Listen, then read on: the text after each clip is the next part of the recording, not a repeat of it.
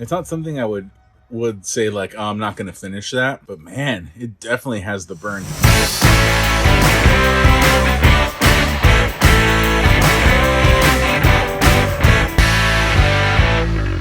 And this is another triple IPA. This one is In My Head. Cool artwork there. In My Head, triple IPA, 10.4% Mosaic, Galaxy, and Rakau.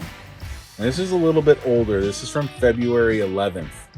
So I've heard this over the past couple years, and I've never really kind of done any serious thinking or testing around it. But there is the concept of like some of these breweries that are in super high demand and are cranking out a lot of beer can sometimes package on the earlier side, especially when you have these like big dry hop additions.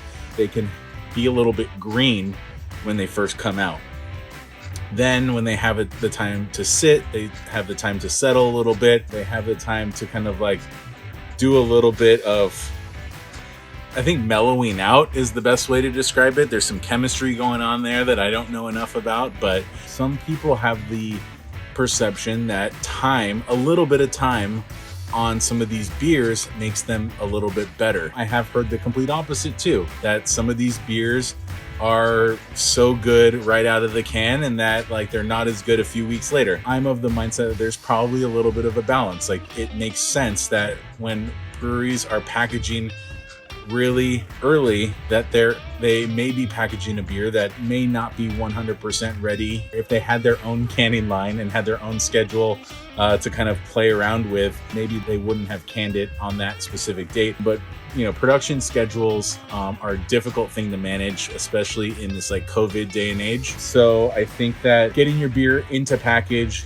and getting it out into the market, so like having like a little bit of a ramp up and then like maybe a slower, more gradual decline versus releasing it at the peak and then having that decline have more impact in the market. I don't know. There's a lot of different things to consider when it comes to packaging and distribution. You know, I was listening to the Full Pint podcast with Sam from Other Half, who at least had some early influence with Monkish and they're friends with Monkish.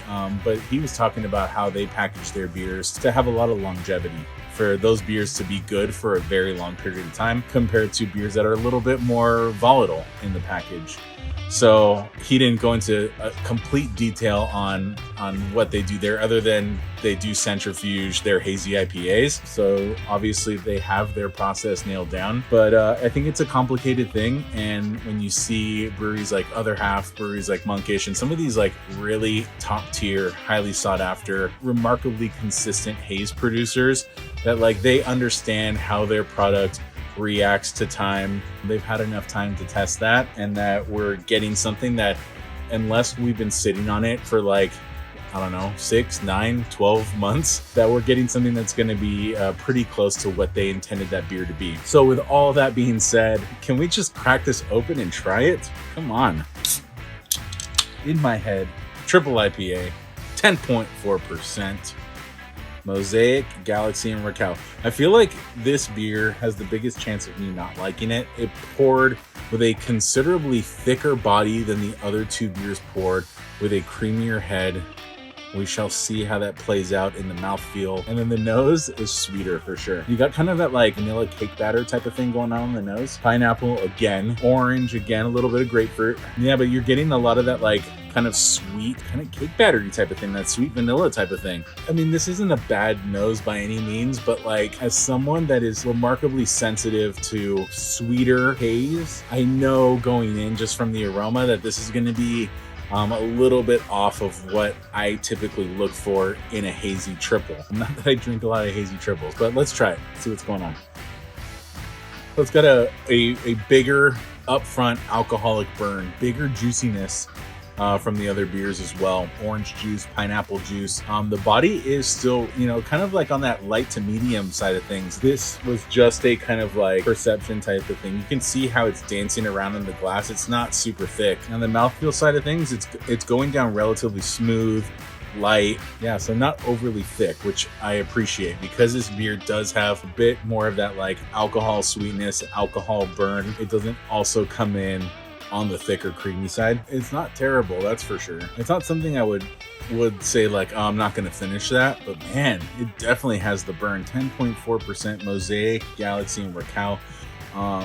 One of the things that's difficult for me on a lot of different hazy IPAs, but especially with Monkish, is that like you get that like hop cocktail type of thing where you can't pick out what any particular hop is bringing to the table.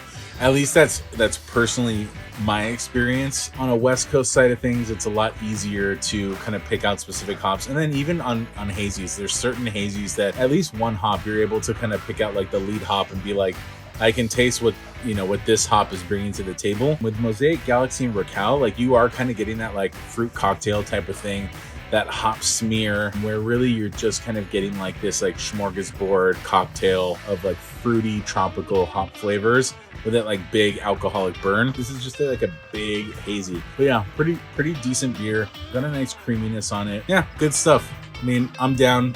I definitely won't be finishing this beer, I'll tell you that. Not for me.